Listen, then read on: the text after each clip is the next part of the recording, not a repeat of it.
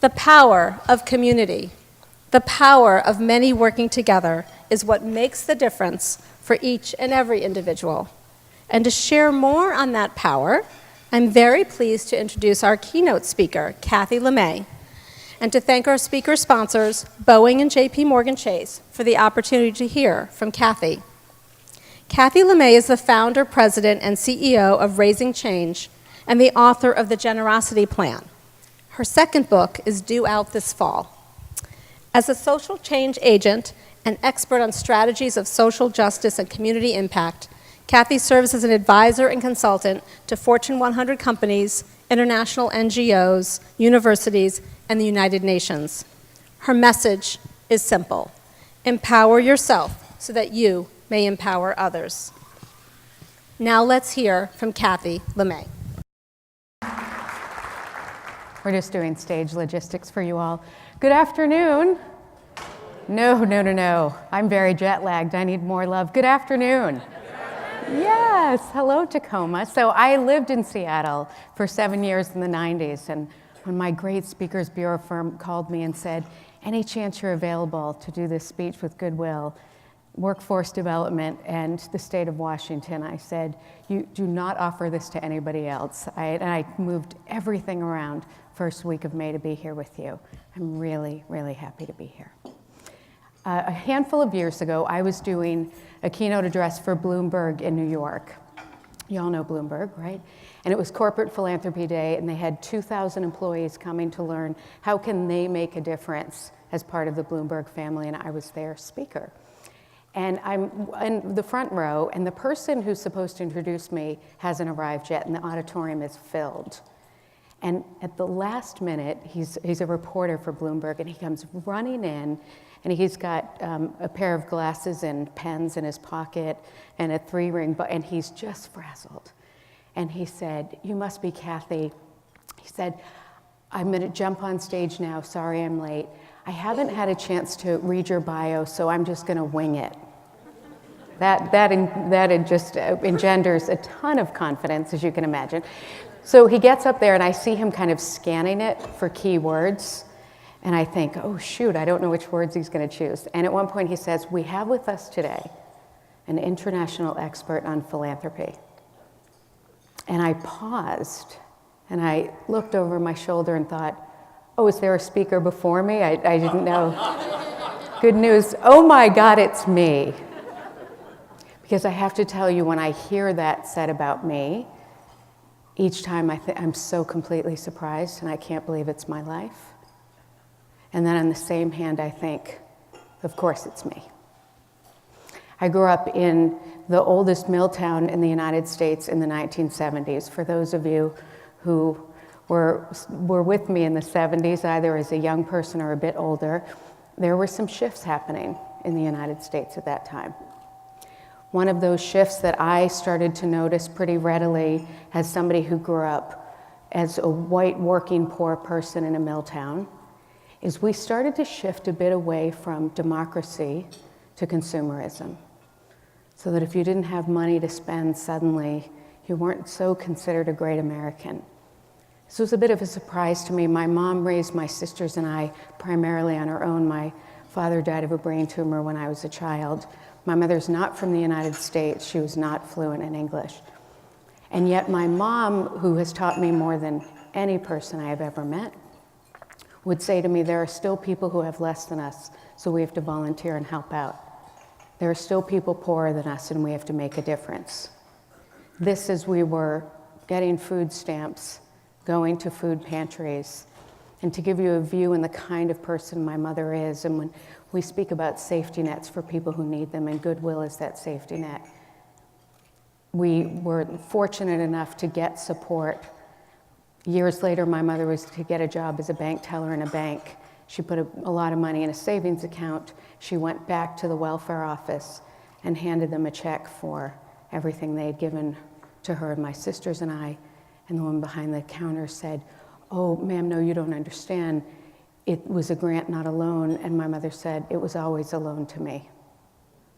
And this is the person who raised me. And I think there are more people like this than not. So when you grow up in this environment, and then I got so interested in activism and making a difference, and the truth is there were just a lot of things that pissed me off. And I would see what I felt like just crazy injustices to me. And I remember one time I was 10 years old and I was saying something about a topic I now can't recall. And my very smart mother said to me, well, that's all well and good to talk about it, but what are you going to do about it? And so I started doing. And I found activism and I loved it. Because it turned out I can do 16-hour days like nobody's business. Whatever it takes to get the job done, I was willing to do it. And so as I moved through activism, I did it in college, I did it in high school, I did an anti-apartheid campaign when I was 15 years old in high school. People looked at me and said, what, where is South Africa? What are you even talking about? But I found what I was passionate about, and I did what that great quote is from our first Roosevelt president, Teddy, who said, do what you can with what you have where you are. And I thought, that is exactly what I'm going to do. And my sisters and I are the first in our family to go to college. I graduated. I moved here to the great city of Seattle, great state of Washington, city of Seattle, for everything I heard about what was possible here. Got a job with an excellent organization that was called Chicken Soup Brigade. I'm not sure if they're still around. And I was walking to work one day. I was on Capitol Hill, 12th Avenue, and Denny, walking to work. And there was an outdoor magazine newsstand, which is always a funny thing for me in Seattle because it rains here. So who's standing outside looking at magazines in the rain? And I remember walking past and seeing Time and Newsweek. And on the cover of Time and Newsweek, there were pictures of Bosnian Muslim women screaming. And I stopped in my tracks and said, what is this? And I got both issues and I went to work and I read them cover to cover. And have you ever had that feeling as though someone has just kind of sucker punched you and taken the wind out of you? And I thought, wait a minute, what? The place where the Olympics had been held maybe 12 years earlier in Sarajevo now has this war going on where women are being dragged from their homes and brought to rape genocide camps. How can that be? And I didn't know what to do. I did not know what to do. And people said, Kathy, there isn't anything we can do. There's nothing you can do. You just have to pray and hope that at some point it will end. There was some part of me that thought, I don't want to be 80 and have grandkids look at me and say, what did you do when that happened? And say, nothing. So I did what I was raised to do, which was read and learn, and read and learn, and that is what I did. And I'm going to fast forward a bit through the process and tell you that I was invited then by a University of Washington professor to go with her to the Balkans and volunteer and help women and children. And at the last minute, she told me that she couldn't go, and so I went by myself when I was 23 years old. Remembering that cell phones weren't happening, there was no Facebook, Twitter, Instagram. My mother, I remember, hugged me goodbye and said, I'm your mother, I need you to find a telephone when you get there. Find a phone and call me. And she looked at me, and I kid you not, my mother looked at me and said, but if you don't find a phone, okay. And if I never see you again, well done. And so I flew to Bosnia by myself. I was in Europe, and remember, I hadn't been on planes. I took a flight here. It was my first flight. I was 23. We didn't have money growing up. We didn't go places. And I'm in Europe flying to Bosnia in a little 6-seater plane on Air Croatia. If you take anything away from today, please don't fly Air Croatia. I was like, is that bolt fully in? Because if we want to wait for a technician, I'm happy to do that. And it was me and 6 Serbian businessmen, and I had my little backpack, and I was terrified. And I remember thinking, what am I doing? But I just remember thinking, if it were me as a woman and other women didn't come to help me, maybe that would be the thing that would be on my undoing. So I flew there and I landed, and if I had more time with you, I would love to tell you the absolute brilliance and courage and genius of the people in that region and their capacity to survive and what they taught me. Oh, I had never seen anything like it. Of course in my mom, but on a scale like this. I remember thinking, we keep calling these people victims, and they are not. I was there a few weeks. I had to get going. I was going to the airport, and we learned that the Serbian military had cut off the airport completely so that no more aid could come in. So I couldn't fly out. So I had to take a train. And there was a woman who, so I had a translator, and she spent all her time with me, and I paid her to help me listen. And mostly what I did is I listened. And then I went home and raised a ridiculous amount of money for these exceptional people. But there was a woman who ran this ad hoc organization that I was volunteering for. And I have to tell you, the entire time I was there, I slept on an office floor where they would all come in. And I drank a lot of coffee while I was there, and it was Turkish coffee. And somehow I thought, I'll just drink the grounds. What could go wrong? And I drank coffee grounds and was up for days at one point. But they would come in the morning, and I would say good morning in Serbian and hand this woman coffee, and she would just kind of take it from me, walk into the office, start smoking. Everybody smoked. And they'd all just work like crazy to figure out how are we going to take care of all the women and children. But she didn't ever talk to me. And I thought, I hope I'm not upsetting her by being here. I hope I'm not getting in the way. You know, Americans, we have a lot of exceptional qualities, but on occasion we can kind of take over a little bit. So I thought to myself, don't take over, just be quiet, just be quiet. So on the day I was getting ready to leave, my translator said that the woman running the organization wanted to go to the train station with us to say goodbye. And I said, okay. So we go to the train station, and a side note to thank the extraordinary men in Bosnia who watched out for me and the other women there so that we would be safe. It was like nothing I had ever seen. So we get to the train station, we're standing on the platform, it's the three of us, it's very quiet. And my translator looked at me and said, she would like to tell you something, and she's asked me to translate for you. And I said, okay. And so this was almost 24 years ago, and here's my best memory of what was said on that train station platform. She said this to me: we somewhat knew the war was coming, but we were afraid. We didn't want to think it was true. The day I could no longer be in denial that there was a war, I was home with my husband and my 8-year-old boy, and we were all in the house doing our things. And the Serbian military came in and kicked the doors down and dragged me and my husband and son out onto our front lawn. And in front of me, they shot my husband and son to death. And they looked at me and laughed, and then they walked to my neighbor's house. And she said, I stood there and thought, there's no one to call. There's no one to help us. She said, I couldn't quite understand what was happening in front of me, so I walked back in my house, and all I could do was go over to a box of gifts that my son had made for me. She said, you don't know this, Kathy, because you're not a mother, but mothers keep everything that our children make for us. She said, so I opened the box, and on the top of it was a brooch that he had made at an art class. And it had different sands, and it was held together by silver, and it was makeshift, what children make. She said, I stood there, held it in my hand, and realized this is the last thing that my boy will ever make for me. And we're standing on the platform, and I'm listening, and she reaches into her jacket, and she takes out the brooch, and she leans forward and pins it on me, and said, you are now the child that I lost. If you can imagine a moment like that, I've never seen her again.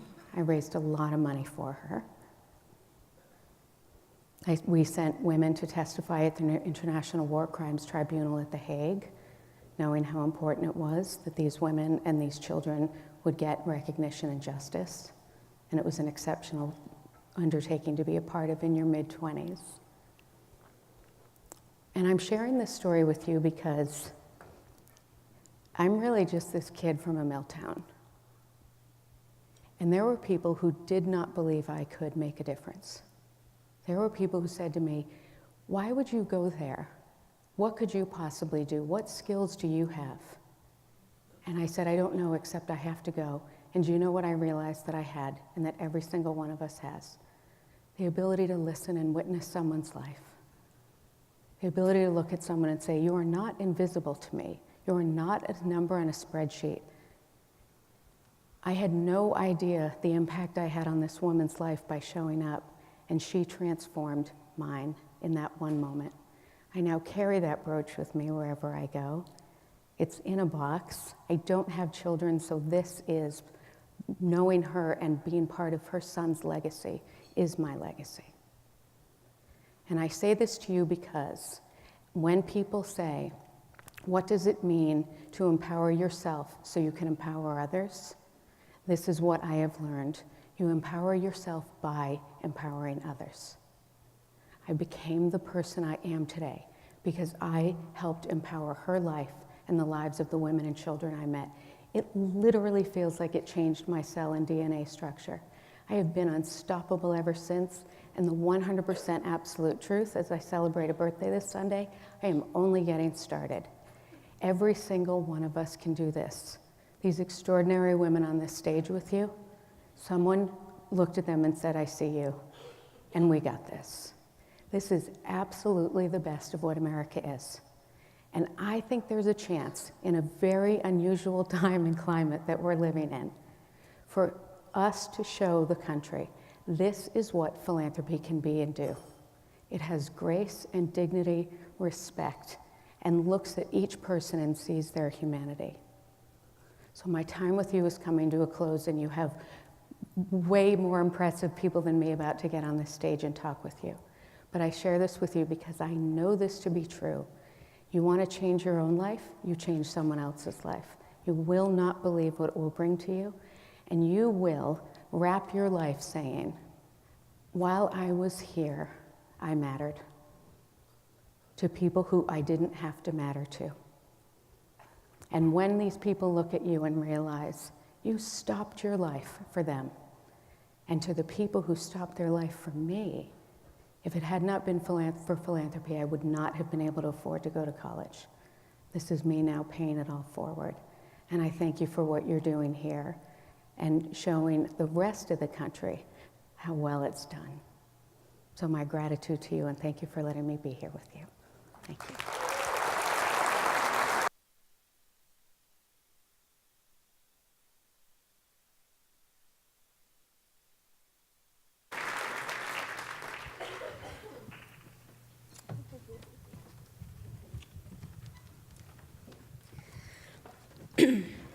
Thank you, Kathy. It's a powerful message. Empower yourself so that you may empower others, and then feel empowered in return. Jessie, Kenyatta, and I want to thank you all in advance for your generosity and your gift of empowerment. We want to thank you for all that you've done and all that you will do to help Goodwill serve so many more Jessies, more Bobs, and more Kenyattas. Jessie, Bob, and Kenyatta each have so much courage to live a different life, and courage to share the story of their journey. In no small part, they have found this courage because of your belief in them, because of the value you see in them, because of your investment in them. As you can see, your support not only provides job training and placement services, your support provides the opportunity to turn a life around, the opportunity to raise a family, the opportunity to be recognized as a valuable member of society, and the opportunity to contribute to society in return, and to start a virtuous cycle of generosity and impact. And as Jessie, Bob, and Kenyatta have demonstrated, it is an investment that yields incredible returns. For your role in making that happen, We thank you. So at this time, I would like you each to consider your gift today. There's material on the table. There are Goodwill employees there if you have any questions. And as you consider your gift today, please know that $120 provides 2 healthy meals a day for a homeless youth attending a GED class, or professional attire for graduates to wear to interviews or new jobs. $240 covers the fees for licenses and certifications that are required for some specific jobs. $600 provides soft skills training for new participants, plus counseling, career assessment, and mentoring with a career coach. And $1,500 covers the cost of training in one of our state-accredited programs, including resources, materials, and job placement assistance.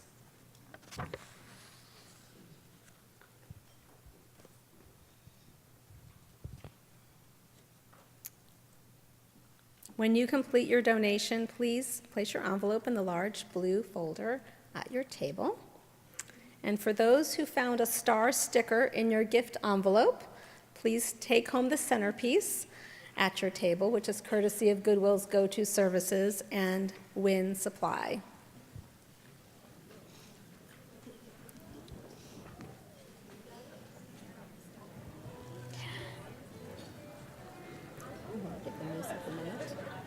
Give the music a minute. At the end, I'm going to say one more thing, and then I'm going to say a big thank you. You can say thank you together. You can say thank you with me, with your mic. Let's say thank you at the end. No, that's it. It's on. Oh, okay. When she was speaking, I didn't want to hit it. Yeah. No.